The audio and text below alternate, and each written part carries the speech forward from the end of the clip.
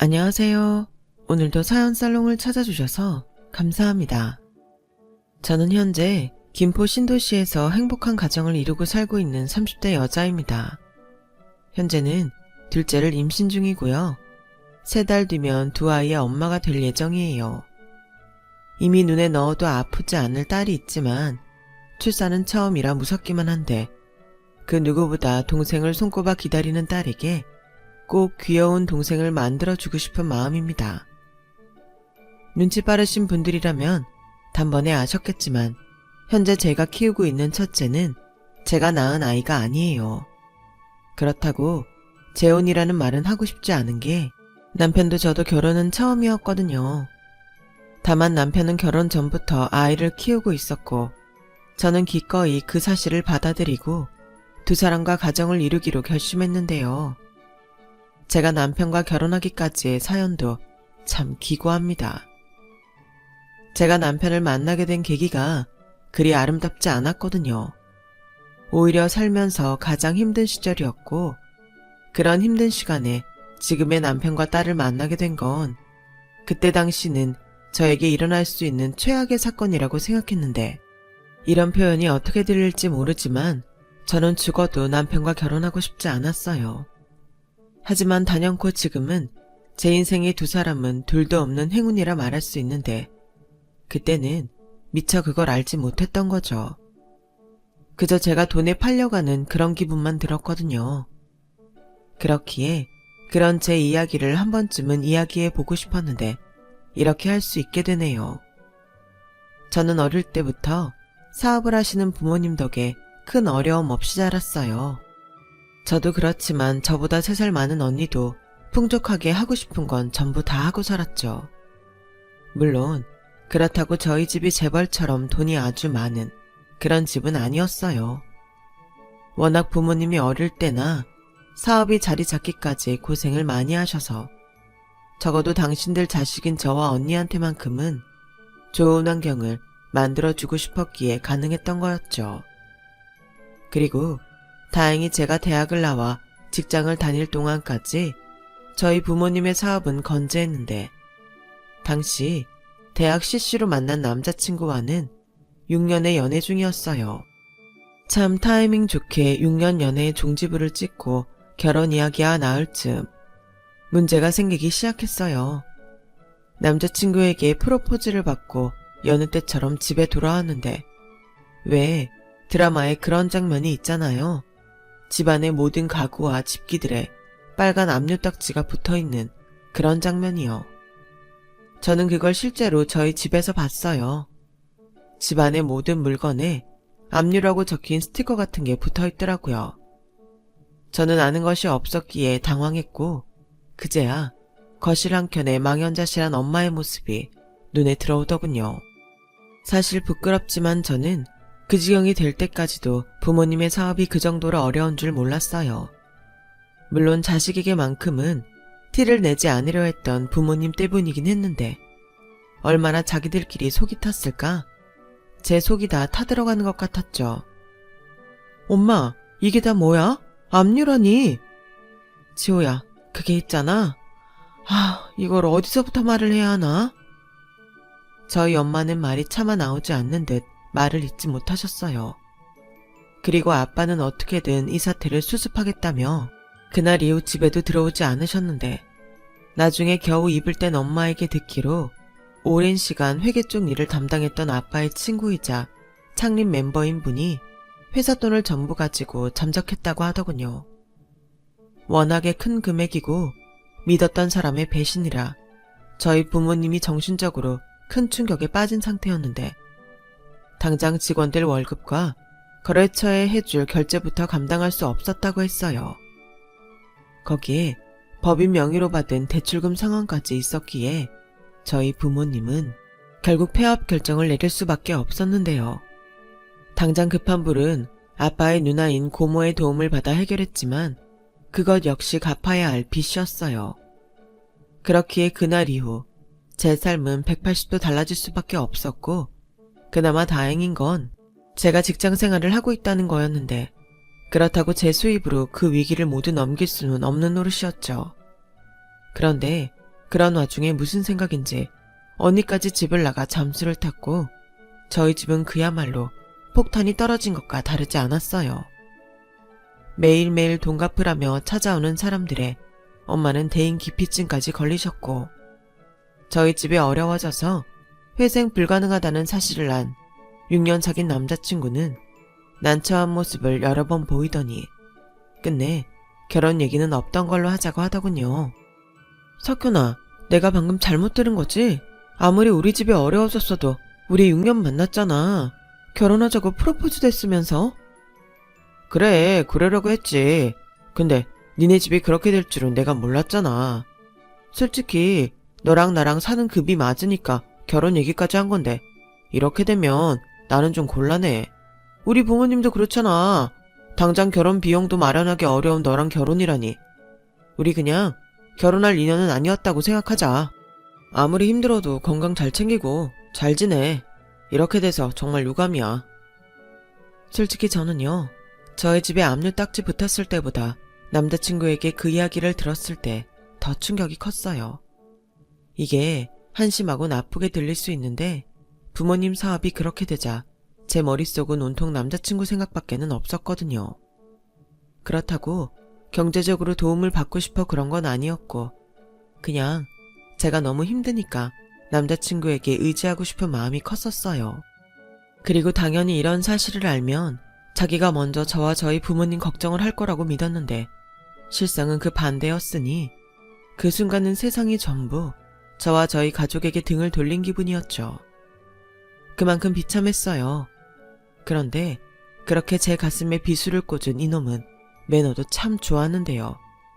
글쎄 무슨 신나는 소식이라고 자기랑 제가 헤어진 이야기를 그새 대학 동기들에게 가십거리처럼 떠벌리고 다녔더라고요. 거기에 저희 집이 망해서 압력 딱지 붙은 것까지 아주 상세하게 주둥이를 나불거리고 다닌 모양이었는데 어찌나 소문이 빨리 퍼졌는지 그놈이랑 헤어진 지 3일도 되지 않아 어이없게도 저는 저희 집이 망해서 파혼한 게 진짜냐며 대학 동기들에게 확인 전화가 걸려왔어요. 그때 알았죠. 친구라는 건 내가 어려울 때 진짜 모습을 보여준다는 것을요. 그리고 그날 이후부터 저는 세상에 친구라는 것들은 모두 버렸어요. 사람에게 실망하고 아플 바에는 외로운 게 훨씬 낫다는 생각했죠. 그리고 결심했어요. 이렇게까지 사람을 비참하게 만든 그놈에겐 똑같이 되갚아주자고요. 그래도 한때는 결혼까지 생각하며 세상에서 부모님 다음으로 사랑한 사람이었는데 6년 연애의 끝은 참 허무하고 더러웠어요. 거기에 저희 엄마가 이 사실을 알고 저에게 미안하다며 우시는데 자존심 때문에라도 울고 싶지 않았지만 그 순간에는 도저히 눈물을 참을 수 없었어요. 하지만 그렇다고 모든 걸 포기하고 싶지 않았어요. 이제는 내가 우리 가족을 위해 무언가 해야 한다고 생각했죠. 그래서 미안해하는 엄마에게 최대한 밝은 얼굴로 이렇게 말했어요. 엄마, 차라리 잘 됐어. 그런 놈인지 모르고 결혼까지 했어봐. 나는 그게 더 끔찍해. 내가 사람을 잘못 봐도 한참 잘못 봤지. 이건 오히려 감사할 일이야. 그러니까 엄마도 아빠도 미안해하지 않았으면 좋겠어. 나 그동안 엄마 아빠 덕에 아쉬울 거 없이 잘 살았잖아. 그러니까 이젠 나도 뭐라도 할게. 결혼하려고 모은 돈도 있으니까 우선은 그걸로 압류부터 풀자. 안 돼. 네가 힘들게 번 돈이잖아. 엄마 아빠가 그 돈을 어떻게 쓰니? 게다가 그 돈은 네 결혼 자금인데 아빠가 어떻게든 해본다고 했으니까 우리 힘들어도 조금만 참고 기다리자. 그나저나 지혜 이건 어디서 뭘 하는지? 너도 네 언니랑 연락 안 되는 거지? 몰라. 난 그런 언니 없다고 생각하기로 했어. 무슨 장녀가 그래. 막말로 부모 찬스는 지가 제일 많이 썼으면서 힘들어지니까 지만 살겠다고 잠수를 타? 엄마는 그런 언니가 걱정이 돼? 지도 오죽했으면 그랬겠니? 엄마나 아빠가 죄인이지. 그런 말 좀 그만해. 엄마나 아빠가 계속 그러니까 언니 그게 정신 못 차리고 그러는 거잖아. 이참에 언니 그것도 제대로 고생 좀 해야 해. 아무튼 난 언니가 다시 집에 와도 반기지 않을 거니까 엄마는 그런 줄 알아. 저는 언니가 참 미웠어요. 장녀, 차녀를 따지는 건 우습지만 그래도 이렇게 가족이 힘들 때 똘똘 뭉치지 못할 망정 혼자만 살겠다고 내뺀 언니가 6년 사귀고 제 뒤통수를 치는 그놈이랑 다를 바가 없어 보였죠. 그날 이후 저는 어쩌면 제 인생에 결혼은 없을 수도 있다고 생각하고 집안의 가장이 되기로 결심했어요. 당시 제 나이가 30도 되지 않았기에 아주 가끔은 그런 제가 불쌍하게 생각되곤 했지만 어쩌겠어요. 그냥 이건 제가 짊어지고 가야 하는 운명이라고 생각했죠. 그리고 몇 달 뒤 결국 저희 아빠는 있는 돈 없는 돈 총동원해 빚잔치를 벌였어요. 회사를 살려 다시 집안을 일으키고 싶다는 당신의 다짐이 현실의 벽에 부딪혀 무너지고 말았거든요. 거기에 설상가상으로 회사 돈을 횡령한 범인은 계획범죄로 해외로 도망간 것으로 조사 결과 드러났는데 경찰에선 시간도 시간이지만 잡아다 횡령한 돈을 모두 찾기는 어려울 거라고 하더군요.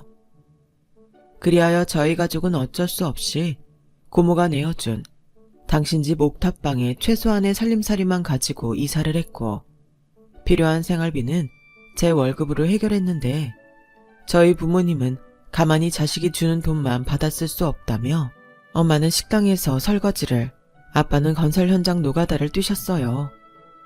물론 저는 부모님을 말렸죠. 그러다 다치기라도 하면 더 큰일이라며 화도 내고 웃으며 설득도 해봤는데 부모님은 입을 모아 그렇게라도 하지 않으면 당신들 마음이 너무 힘들다며 오히려 몸을 움직이는 게 좋다고 하셨어요. 하지만 자식된 입장에서 부모님이 생전하지 않는 그런 일을 한다는 게 보기가 너무 힘들더군요. 그래서 퇴근 후 대리운전까지 하며 조금이라도 돈을 더 벌려고 저도 길을 썼어요. 지금 생각해보면 그때 당시 제 머릿속엔 온통 돈밖에는 중요한 게 없었는데 그러던 중 고모가 저만 밖에서 따라보자고 연락을 하셨어요. 고모, 저 왔어요. 무슨 일이세요? 이렇게 따라보자고 하시고. 다른 건 아니고 너 선 보지 않을래? 선이요? 고모, 저 이제 고작 26이에요. 나이가 뭐가 중요해? 성인이잖아. 게다가 니네 엄마한테 들었는데 너 연애하던 그놈이랑 깨졌다며. 그럼 지금 애인도 없는 싱글인데 딱이지? 그래도 제가 지금 연애할 여유가 없잖아요. 거기에 선이면 결혼을 위해서 만나는 거 아니에요? 그야 그렇지. 결혼도 안 할 건데 뭐하러 시간 쓰고 돈 쓰면서 사람을 만나니? 그러지 말고 너 니네 아빠 도와준다는 마음으로 선 봐라. 고모가 하물며 조카한테 이상한 사람을 소개하겠니? 제가 선을 보는 게 아빠를 도와주는 거예요? 왜요? 설마 고모가 소개해준다는 사람이 아빠랑 연관 있어요? 그야 없다고는 할 수 없지. 사실은 고모도 연결돼서 제안을 들은 건데 고모가 소개하려는 그 사람이 니네 아빠랑 연이 있더라고. 거래처 사장이야. 사장이요? 저는 순간 누가 망치로 제 머리를 친 것처럼 띵이 오는 것 같았어요. 아빠가 하신 사업이 오래되기도 했고 제조업이라 주변에 젊은 사장은 없었거든요. 그렇기에 고모의 말에 전 적지 않게 충격을 받았고 이건 말이 좋아 선이지 돈 많고 나이 많은 그런 사람과 결혼해서 아빠를 도와주라는 말도 안 되는 제안임을 직감했죠. 그러기에 저는 다짜고짜 고모에게 화를 냈어요. 고모, 아무리 저희 집이 그렇게 됐어도 저 고모 조카예요. 고모는 조카보다 돈이 더 중요하세요? 그래서 뭐 저더러 돈 많은 아저씨한테 시집가서 아빠 좀 도와주라고요? 고모 지금 제정신 맞아요? 얘는 왜 이렇게 화를 내? 고모 말 좀 들어봐. 너보다 나이는 좀 많은 건 사실인데 사람이 나쁘지가 않아. 물론 애도 있지만 결혼한 적은 없단다. 무슨 개풀 뜯어먹는 소린지. 저는 고모 말에 어이가 없어서 그 뒤로는 아무런 대꾸도 하지 않았어요. 그저 눈으로 고모를 쏘아볼 뿐이었죠. 그러자 고모는 제 눈도 제대로 쳐다보지 못하고 식은땀까지 흘리며 설명하는데 솔직히 그 말들이 제 귀에 들어오지 않았어요. 네 아빠 그렇게 되기 전부터 오며 가며 너를 몇 번 본 모양이야. 그래서 너한테 호감이 있었는데 네가 이렇게 팔짝팔짝 뛸까봐 말을 못했대.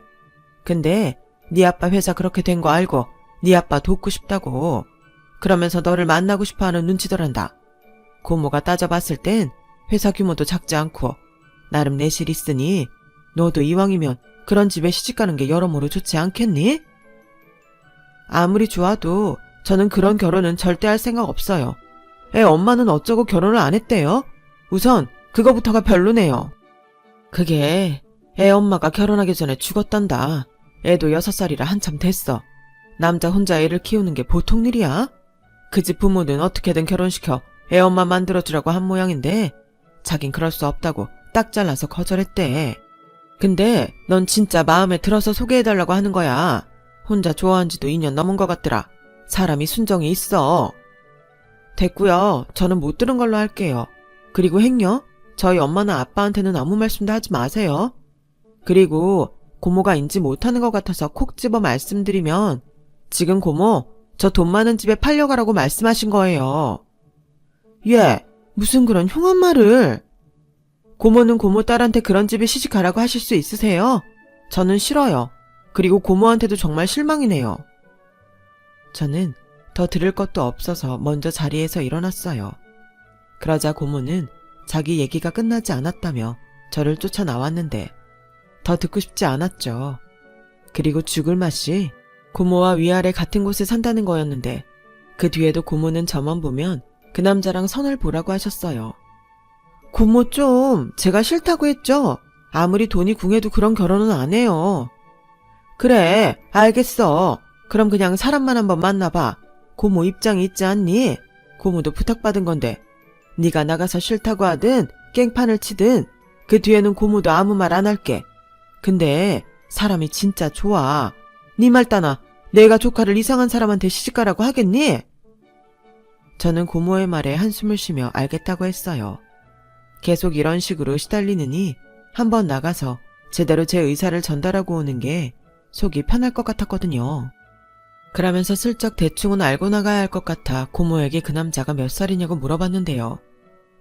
그게 네가 올해로 26살이면 그래 딱 41네. 40이요? 그럼 15살? 근데 얼굴이 동안이야. 잘생겼어. 너 만나고 오면 생각 편할 수 있다. 저는 차마 집안 어른이라 험한 말은 하지 못할 뿐 목구멍까지 올라온 욕을 참으며 표정으로는 그것보다 더한 제 의사표현을 했어요. 하지만 고모는 제가 그 남자를 만나고 오면 생각이 바뀔 거라며 저에게 조만간 약속 장소와 시간을 알려주겠다고 하시더군요. 그리고 약속 날짜가 오기 전 정말 재수없는 일이 벌어졌어요. 그때도 저는 퇴근 후 대리운전을 하며 조금이라도 더 벌겠다고 나갔는데 하필이면 그 차가 매너라고는 새똥보다도 없던 그놈의 새 여자친구의 차였죠. 이게 누구야? 임지호가 대리도 뛰어? 오빠 아는 여자야? 대학 동창. 근데 집이 망했대. 그래도 그렇지. 부자는 원래 망해도 3년은 먹고 살 걱정 없는 거 아닌가? 대리까지 뛸 정도면 그것도 모르고 결혼했으면 어쩔 뻔했냐? 생각만 해도 아찔하네. 설마 너 그동안 나 속인 거냐? 오빠 대학 동창이라며. 그게 무슨 말이야? 오빠 저 여자랑 결혼하려고 했어? 무슨 소리야. 결혼은 너같이 다 가진 애랑 해야지. 돈도 많지 이쁘지 능력도 쩔지. 오빤 너만 나타나길 기다렸지. 그냥 친구니까 안쓰러워서 하는 소리야. 쟤랑 결혼하려고 했던 애가 내 친구거든. 그놈은 지 새 여자친구에게 제가 무슨 말이라도 할까봐 눈을 찡긋거리며 별 지랄을 다 떨었어요. 그러자 의심스런 눈으로 여자가 저를 쳐다보는데 아무리 돈이 궁해도 그 차 운전은 하고 싶지 않더라고요. 그래서 말했는데요. 유유상종이라고 그 여자도 정상은 아니었어요. 지랄 연병을 떨어요. 저기요. 그쪽은 오늘 나 만난 거 진짜 행운인 줄 알고 저딴 놈이랑 하루라도 빨리 헤어져요. 내가 그쪽 안타까워서 하는 말이니까. 뭐래? 대리하러 왔으면 운전이나 해. 어디서 사람 이간질이야? 네가 그러면 내가 우리 오빠랑 헤어질 것 같아? 네가 봐도 우리 오빠가 좀 잘나긴 했지? 오빠 누군지 모르지만 오빠 친구 진짜 잘됐다. 저 여자 보니까 진짜 별로야. 원래 여자는 여자가 더 잘 보는 거 알지? 오늘 진짜 재수없다. 저 여자 보니까 심보도 고약하고 질투도 쩔어. 남 잘 되는 꼴 절대 못 보는 그런 여자야. 자기 완전 쪽집게다. 제가 좀 그래. 학교 다닐 때부터 재수없기로 유명했다니까. 오죽하면 같은 학번 여자애들이 쟤만 따돌렸을까. 그런데 그게 그거였네. 여자가 봤을 때 영 아니었구나. 단 그것도 모르고 그것들이 열등감이 그러나 했다. 정말 어이가 없어서 저는 더는 어떤 말도 그 년놈이랑 하고 싶지 않았어요. 그리고 그년의 차는 더욱 운전하고 싶지 않았고, 그래서 다른 대리 부르라고 하고 뒤돌아서는데 그놈이 저에게 꼴에 자존심은 있냐며 차비하라며 10,000원 한 장을 저에게 던지더군요. 비참했죠. 저런 인간을 6년이나 사랑했다는 그 사실이 너무 화가 났고요. 하지만 저는 1분 1초라도 빨리 그 자리를 피하고 싶었어요. 그래서 싸우기보다 도망을 선택한 저는 빠른 걸음으로 그곳을 떠났고, 집에 오는 내내 속상한 마음에 눈물이 멈추지 않았는데 이상하게 고모의 말이 머릿속을 맴돌았어요. 혼자 저를 좋아한 지도 2년이 넘었고 사람이 순정이 있다니. 다른 건 다 떠나서 그 남자는 저를 위해줄 것 같은 그런 기분이 들었거든요. 하지만 이내 정신줄을 붙들려 노력했고 그렇게 시간이 흘러 고모가 알려준 선보는 날이 되었어요. 호텔에 있는 무슨 루프탑 카페라는데 날씨가 눈치도 없이 너무 좋더라고요. 지금 내 기분이 어떤 줄도 모르고 깔깔깔 친구끼리 또 연인끼리 있는 사람들이 괜히 다 얄미운 그런 날이었어요.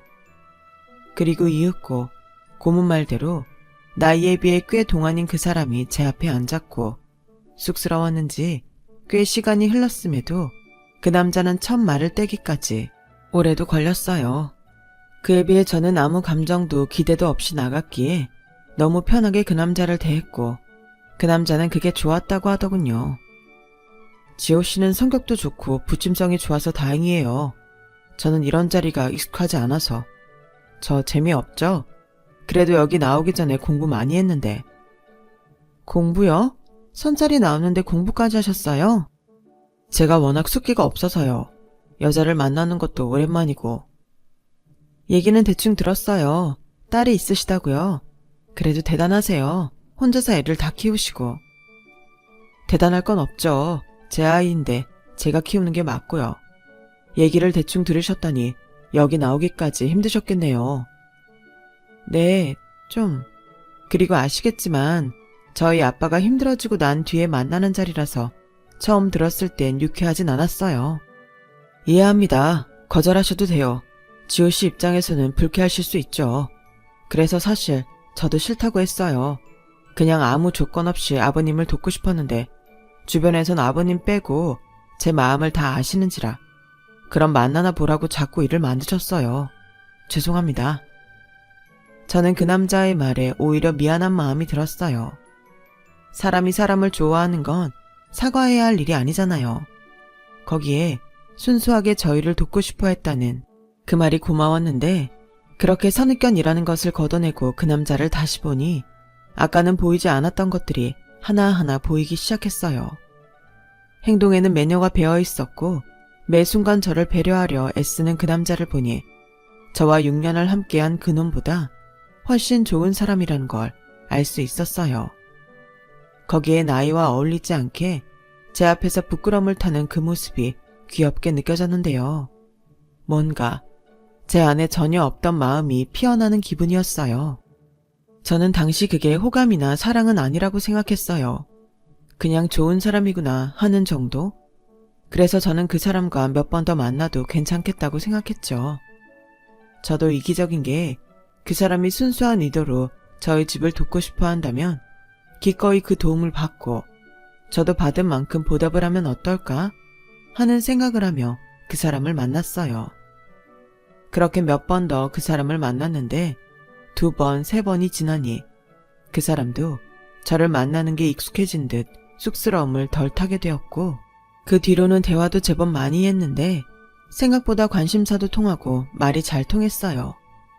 처음엔 저에게 무조건 다 맞춰주니까 그런가 하고 생각했는데 만나는 횟수가 늘어나면서 저도 이 사람도 서로 코드가 잘 맞다는 걸 느낄 수 있었죠. 그리고 저도 그만큼 이 사람이 편해지기 시작했어요. 그래서 누구씨라고 어색하게 부르던 호칭을 나중엔 누가 시키지 않았는데 저도 모르게 오빠라고 부르게 됐고, 그날 그 사람의 얼굴이 얼마나 귀엽게 붉어지던지 지금 생각해도 제 입꼬리가 올라가네요. 그만큼 그 사람은 피터팬 같은 사람이었어요. 나이는 저보다 15살이 많지만 저보다 더 순수하고 올곧은 사람이었죠. 그렇게 좋은 감정으로 2달 넘게 그 사람을 만났어요. 그리고 알았죠. 제 마음에 피어난 그 감정이 사실은 호감이었다는 것을요. 저도 모르게 점점 저는 그 사람을 좋아하게 된 거였어요. 하지만 여전히 그런 부분에선 그 사람은 자신이 없는지 진지하게 만나자, 혹은 결혼을 생각해보자 라는 말은 입 밖에 꺼내지도 않았는데요. 그래서 제가 먼저 이렇게 말했어요. 우리 다음엔 딸이랑 셋이 볼까요? 오빠 딸이면 어떻게 생겼을까? 궁금한데 6살? 아, 그래도 되겠어요? 안 그래도 되는데. 왜요? 난 지호씨한테 부담 주고 싶지 않으니까요. 저는 지금도 좋아요. 가끔 꿈꾸는 건가 싶기도 하고. 꿈 아니고요. 부담도 아니에요. 우리 사귀는 거잖아요. 결혼을 전제로. 무슨 생각이었는지 솔직히 저도 말을 하고 당황했어요.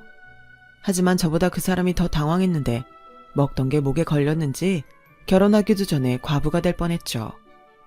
그리고 저만 결정하면 다 되는 줄 알았던 그 사람하고의 결혼 사실은 그렇게 쉽지 않았어요. 고작 6살밖에 되지 않았으면서 저를 어찌나 경계하고 못마땅하게 여기는지, 딸아이는 저를 처음 보자마자 마치 자기가 본처라도 되는 듯 저를 째려봤어요. 호칭도 곧 죽어도 아줌마라고 하는데 제가 그 나이에 그런 호칭을 들었을 리 만무하잖아요. 그 뒤부터 우습지만 한 남자를 사이에 두고 전쟁이 시작되었어요. 6살 대 26살 여자의 전쟁이었죠. 하지만 예상외로 제가 훨씬 불리했어요.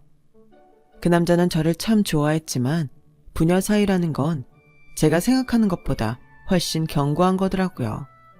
그래서 처음엔 우습게 생각했다가 어떻게 하면 6살 여자의 마음에 들까 고민하게 되었고, 저는 엄마와 아빠에게 이 사실을 모두 이야기했어요.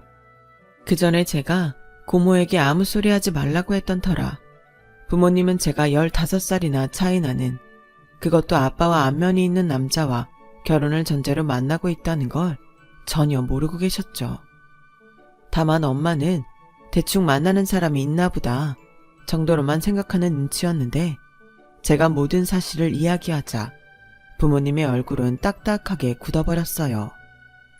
그리고 아빠는 화가 나서 고모에게 당장 올라와서 해명하라고 흥분했는데, 이내 제가 만나는 사람이 누군지 알게 되자 아빠는 조금씩 안정을 찾아가기 시작하더라고요. 어쩐지 그래서 그 사람이 그랬던 거구만. 사실 내가 당신이랑 지호 걱정할까봐 말을 안 했는데 우리 남은 빚 지호가 만나는 그 사람이 다 해결해 줬어. 그리고 다시 시작하고 싶으면 자기가 도울 테니까 자기랑 같이 해보자고 하더라고. 도준 오빠가? 그새 오빠라고 부르냐? 너는 그런 일이 있으면 가족이랑 상의를 해야지. 그리고 고모님도 그래요. 어떻게 그런 자리를 이이랑 나 몰래 추천할 수가 있어요? 너도 알잖아, 좋은 사람인 거. 나는 뭐 들어서 하는 거지만 사람이 평판이 너무 좋더라고. 애가 있어서 그나마 그 사람 짝이 없는 거지. 애만 없어봐. 벌써 다른 여자가 채 같다. 고모님, 그래도 저는 너무 충격이에요. 그리고 지호야, 엄마는 너 아무리 좋은 사람이라도 그런 결혼은 안 했으면 좋겠다. 딸이라니. 엄마, 나도 내가 이런 마음이 생길지 몰랐는데 나 그 사람 좋아. 돈이 많아서 사장이어서 그런 게 아니라 사람이 너무 순수하고 귀여워. 너보다 15살이나 많은데 귀여워? 미쳐도 단단히 미쳤네. 동안이라니까. 엄마도 보면 생각이 달라질 거야. 근데 지금 문제는 그게 아니라니까. 6살 그 꼬마가 눈에 쌍심지를 켜고 나랑 도준 오빠랑 갈라놓고 있다고. 딴 여자면 내가 어떻게든 하는데 걔는 도준 오빠 딸이잖아. 아, 머리야. 여보, 지금 이걸 내가 어떻게 받아들여야 해? 어쩌겠어. 우리 딸이 좋다는데. 그리고 자기도 잘 기억해봐. 김도진 사장. 자기도 괜찮다고 좋은 여자 있으면 소개하고 싶다고 했잖아. 내가? 무엇보다 사람 괜찮은 건 내가 알지. 경영 능력도 있고 사람이 의리도 있어. 의리는 무슨? 자기가 그렇게 사람을 쉽게 판단하니까 뒤통수 맞고 그러는 거잖아. 엄마, 그 사람 진짜 괜찮아. 그래, 옳게. 내가 이상한 사람을 지우한테 만나보라고 했겠어. 그리고 이미 별다른 말도 하지 않고 그렇게 도우려 했다는 건 사람이 그만큼 됨됨이가 됐다는 거잖아. 그러니까 옳게도 긍정적으로 생각해. 그만한 사람이 진짜 없다니까. 혹 데려갔다가 혹 붙여서 온다고 저는 뜻밖의 엄마의 반대에 부딪히고 말았어요. 하지만 원래 인연은 어떡하든 이어진다고 이내 그 사람을 만나게 된 엄마는 그제야 누군지 기억이 났는지 아빠처럼 그 사람을 반겼고 문제의 딸아이는 끝까지 자기는 엄마 따윈 필요 없다고 버티다 어린이집에서 매년 하는 가족 운동회 때문에 저에게 마음을 열기 시작했어요. 퇴근하고 저녁에 지친 몸을 쉬고 있는데 그 사람으로부터 전화가 걸려왔고 저는 반가운 마음에 전화를 받았는데요. 그게 그 사람이 아닌 딸애였어요. 어찌나 긴장하며 전화를 받았는지 부장님 전화도 그렇게 안 받는데 어느새 제가 자세까지 고쳐 앉고 전화를 받고 있더라고요. 지우리? 지우라, 무슨 일이야? 아줌마, 달리기 잘해요? 달리기? 딸아이의 용건은 간단했어요. 매년 어린이집에서 가족 운동회를 하는데 늘 할머니, 할아버지가 참석해 게임에는 참여하지 않았던 모양이에요. 그런데 문제는 딸아이 친구들이 그런 딸을 놀린 것 같았죠. 그래서 그날은 아빠는 그 사람이 운동회에 가기로 했다는데 나중에 넌 엄마가 없어서 아빠만 오지 않냐며 또 딸아이를 놀린 것 같았어요. 처음엔 어린이집을 안 다니겠다고 떼도 썼다는 것 같은데 얼마나 그게 자기한테는 중요했으면 제 도움이라도 받을 생각을 했을까. 제 마음이 다 속상하더라고요. 그리고 저에게 재차 이렇게 물었는데 아줌마, 그리고 게임도 잘해요? 1등 할 수 있냐고요? 저 지금 완전 진지해요. 딸아이는 정말 진지한 목소리로 말했어요. 그리고 나중에 그 사람에게 사정을 듣게 된 저는 딸아이를 만나게 해달라고 했고 딸에게 회심의 미소를 지으며 이렇게 확답했어요. 그게 제가 딸에게 인정받는 순간이었거든요. 지우라, 아줌마 운동이랑 게임 진짜 잘해. 어린이집 엄마들 중에서 1등할 자신 있다? 저는 그날 이후 집에 돌아와 무슨 큰 대회를 준비하는 선수처럼 매일 퇴근 후 운동장을 뛰었어요. 그 사람은 어린이집 운동회일 뿐인데 무슨 그렇게까지 하냐고 데이트나 가자고 했지만 저는 그럴 수 없었죠. 그리고 대망의 그날이 밝았어요. 그 사람의 부모님은 저를 처음 보는 것임에도 저를 아주 반갑게 맞아주셨고 나이 많고 딸까지 있는 당신 아들을 만나줘서 연신 고맙다며 제 손을 잡으셨는데 어쩐지 그 사람의 식구들 사이에 있는 것이 어색하지가 않더라고요. 지금은 시부모님이 되셨지만 당시 어머님은 저희 엄마보다 나이가 제법 있으셨죠. 성품이 곱고 인자하셨고 아버님은 말씀은 많이 없으시지만 자상하셨는데 그런 부모님 밑에서 자라 그 사람이 그렇게 바르게 컸구나 했어요. 그리고 저는 그날을 위해 준비했었기에 부모들을 대상으로 한 모든 게임에서 족족 1등을 따냈는데요. 나중에 이어달리기까지 저의 완승으로 끝나자 어떤 몰상식한 부모님들이 선생님에게 항의를 한 것 같았어요. 결국 저는 선생님에 의해 원장 선생님 앞까지 불려갔는데 딱 봐도 인상이 별로인 학부모들이 예의도 없이 저에게 삿대질까지 하며 선생님과 원장님에게 문제를 제기했어요. 저 여자가 무슨 자격으로 게임에 참여한 거죠? 어린이집에서는 그 정도도 확인하지 않고 부모 자격을 주나요? 저희는 인정할 수 없어요. 전 그러면 혼인신고라도 했다는 증거라도 있어야죠. 저희 입장에선 저 여자가 지율이랑 무슨 사이인지 알 수가 없잖아요. 맞아요. 이 게임들 다 무효예요.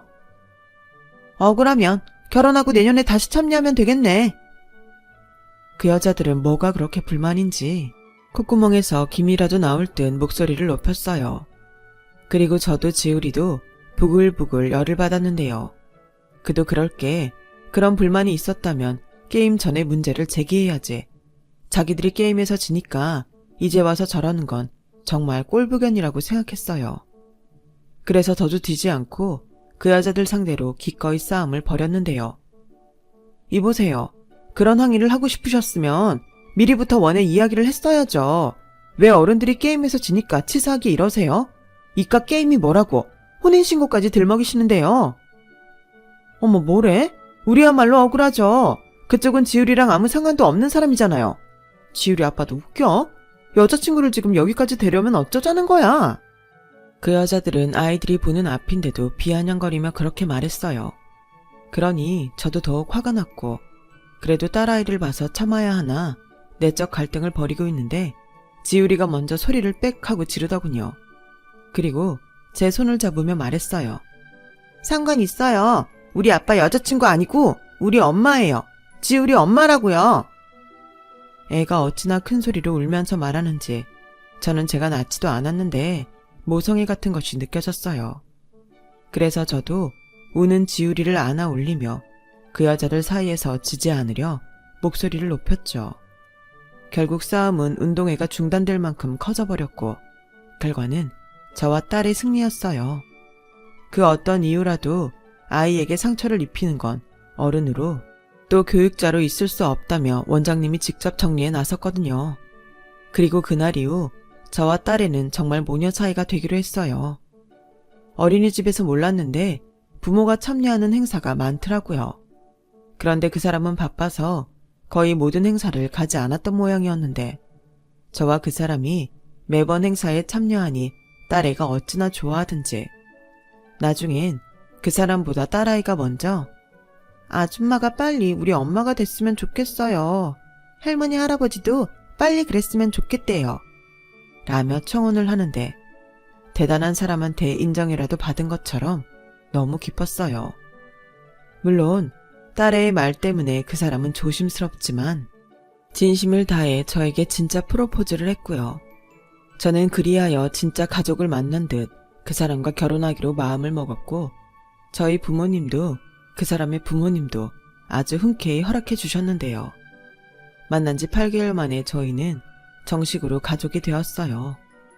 그리고 남편이 된 그 사람은 저희 아빠의 재기를 돕겠다며 자기 일처럼 하나부터 10까지 마음을 쏟았는데 결국 아빠는 당신의 열망과 남편의 든든한 조력으로 재기에 성공했고 저는 그런 남편에게 고마워하며 행복한 가정을 꾸릴 수 있게 되었어요.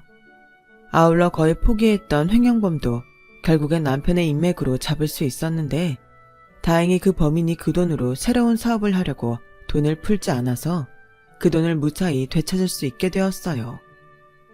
그리하여 아빠는 이제야 한을 풀었다며 다시 예전의 사업자의 모습으로 자기 사업에 더욱 매진하게 되셨는데 엄마가 어찌나 저희 남편에게 고마워하는지 나중엔 사위사랑은 장모라고 저희 엄마가 제 남편에게 더욱 지극정성을 쏟으셨어요. 거기에 까칠하기만 하던 딸은 함께 살게 된 이후로는 완전 제 껌딱지가 되었는데 무엇보다 제가 어린이집 마중을 나가는 걸 그렇게 좋아할 수가 없었죠. 어린이집 문 앞에서 아이를 기다리고 있으면 세상을 다 가진 얼굴로 저에게 뛰어와서 안기는데 그게 그렇게 벅찰 수가 없었어요. 엄마라는 그 호칭이 참 묘하더라고요. 저는 평생 불러만 봤지 엄마 소리를 들을 기회가 없어서 더 그랬던 것 같은데 그 엄마라는 호칭이 들으면 들을수록 저를 진짜 엄마로 만들어줬어요. 그리고 제가 이 세상을 바꿀 수는 없지만 저 아이가 사는 세상은 내가 바꿔줄 수 있지 않을까 하는 소중한 꿈이 생겼는데 지금은 저 아이의 엄마가 되어 참 다행이다 라는 생각까지 하게 되었답니다. 그렇게 저는 두 사람과 진짜 가족이 되었어요. 물론 이런 속사정까지 알지 못하는 사람들은 제가 돈 보고 남편과 결혼했다고 생각하며 헛소문을 내기도 했는데 제가 결혼하면서 일부러 속일 것도 없을 것 같아서 대학 동기들에게 청첩장을 돌렸더니 나쁜 소문은 주로 거기서 만들어졌어요. 왜 아니겠어요? 그 매너 없는 놈이 가만히 있을 턱이 없죠. 그리고 원수는 외나무다리에서 만난다고 저는 그놈을 서울 명동에 있는 모 백화점에서 딱 만나게 되었는데요. 전에 봤던 그 차 주인은 아니었어요. 그리고 저보다 훨씬 나이 많은 여자와 그 옆에서 그 여자의 것으로 보이는 쇼핑백을 가득 들고 있었는데 그놈은 저를 발견하고 제 남편을 슬쩍 쳐다보더니 이내 아무 말도 하지 않고 지나가려 하더군요. 처음엔 불러서 망신이라도 시킬까 고민했는데 그럼 저도 똑같이 후진 사람이 될 것 같아서 일부러 그냥 모른 척 해줬어요. 하지만 저도 알고 그놈도 알았죠. 제가 지금 얼마나 멋진 사람과 결혼했다는 것을요. 그날 이후 신기할 정도로 동기들 사이에 소문은 사라졌어요. 물론 제가 동기들을 만나지도 않고 거기에서 흘러나오는 말에 관심도 없어서 신경을 쓰지 않아서인지도 모르겠는데 나중엔 아이러니하게도 동기들 사이에서 제 전 남자친구에 대한 안 좋은 소문만 돌더라고요. 그놈은 그때 제가 백화점에서 봤던 여자로 추정되는 그 여자와 끝내 결혼을 한 모양이었어요. 그리고 그 여자가 나름 돈도 많고 뷰티 사업도 하는 모양이었는데 거기서 찍소리도 못하고 기아 한번 펴지 못하고 사는 것 같더라고요. 그러게 가치가 뭔지도 모르고 그렇게 살더니 저는 통쾌하거나 고소한 그런 기분이 아닌 그놈이 불쌍했어요. 그리고 가슴 깊이 고마운 마음이 들었는데요. 과정에 어쨌든 그놈에게 차여서 결국은 지금의 남편을 만났으니 얼마나 고마운지 모르겠어요. 그리고 뻔한 말이겠지만 저는 제 경험으로 사람의 인생은 정말 알 수 없다는 것을 배웠는데요. 지금 망하고 조금 불행해도 그게 계속되는 것도 아니고 지금 당장 다 가져서 행복하다고 앞으로 영원히 행복한 것이 아니기에 우리는 항상 겸손하고 최선을 다해야 한다고 생각하게 되었어요. 그만큼 저도 어른이 되어가는 거죠. 저는 요즘 임신과 딸아이의 육아로 몸은 힘들지만 마음이 너무 행복해요. 남편은 할 수 있는 한 저를 도와주려 늘 애를 쓰고 딸애는 늘 저에게 예쁜 짓만 하는데 세상에서 이런 사람들을 제가 어떻게 만났나 싶은 나날들입니다. 어떻게 알았는지 제가 결혼해서 잘 살고 아빠가 재기에 성공했다는 소식을 들은 언니는 오랜 잠수를 끝내고 집으로 돌아왔어요. 하지만 저는 그런 언니를 반기지 않았는데요. 뒤늦게 철이 든 건지 아니면 철든 척을 하는 건지 지금은 바빠진 아빠를 도우며 지내고 있어요. 엄마 말로는 밖에서 고생을 많이 했는지 전보다는 훨씬 어른이 됐다며 저에게 마음을 풀어도 된다고 했는데 글쎄요. 워낙에 철이 없는 사람이 저희 언니라 부디 엄마의 말이 진짜이기 바랄 뿐입니다. 그리고 이건 바로 얼마 전의 일인데요. 왜 여자들은 남자들이 자기를 왜 좋아했는지 궁금하잖아요. 그래서 저는 남편에게 저희 어디를 보고 2년 동안 짝사랑을 했냐며 기대에 차서 물었어요. 솔직히 예뻐서 반했다던가 아니면 아빠 회사에 갔을 때 저를 한번 봤는데 자기 스타일이었다 등의 말을 기대했는데 남편은 정말 뜻밖의 말을 꺼냈죠. 그게 그날은 아버님 회사에서 미팅이 있어서 가던 길이었는데 웬 할아버지가 고무를 잔뜩 싣고 길을 건너고 있었어. 거기가 신호등이 없는 곳이었는데 그래서 달려오는 차가 크락션을 울리면서 뭐라고 했지. 욕도 하고 큰소리도 치고 물론 무단횡단은 위험한 행동이지만 눈살이 찌푸려져서 내가 나서서 뭐라고 하려고 했는데 그때 웬 젊은 여자가 짠 하고 나타난 거야. 그리고는 그 남자한테 아저씨는 부모도 없냐고 그렇게 화낼 시간에 리어카라도 빨리 옮겨주라며 아저씨는 뭐 계속 젊을 것 같냐고 악다구니를 치는데 와, 저 여자 깡 따고 있다 했지. 그런데 아버님이랑 회의를 하는데 벽에 걸린 가족 사진이 보이는 거야. 그런데 거기에 자기가 있더라고. 그리고 희한하게 그 모습이 잊혀지지가 않았어. 그래서 자기는 모르겠지만 나는 가끔 아버님 회사 가면 자기를 보곤 했지. 자기가 아버님한테 용돈 받으려고 회사에 자주 오더라고. 저는 얼굴이 화끈거렸어요. 사실 남편의 말을 듣고 그 기억이 저도 생생하게 났거든요. 그리고 저는 분명 그날 목에 핏대까지 세우며 소리를 쳤었는데 그걸 지금 제 남편이 보고 있었더니 그리고 예뻐서가 아니라 깡 따고 있어서라니 저 남자도 취향 한번 독특하구나 헛웃음이 나왔어요. 그리고 다른 사람한테도 그렇게 말할까 싶어 입단속을 시켰는데요. 혹시라도 다른 사람들이 와이프랑 왜 결혼했냐고 물으면 그냥 한눈에 보고 자기 스타일이라 반했다고, 그래서 한 번만 만나달라고 쫓아다녔다고 말하라고 시켰는데 남편은 어이없다며 웃어버리는 거 있죠. 저는 100% 진심이었는데요. 어쩌겠어요. 우리의 인연은 그렇게 시작되었는걸요. 비록 우리가 만나게 된 계기는 아름답지 않았지만 저는 저와 남편의 만남이 운명이었다고 생각해요.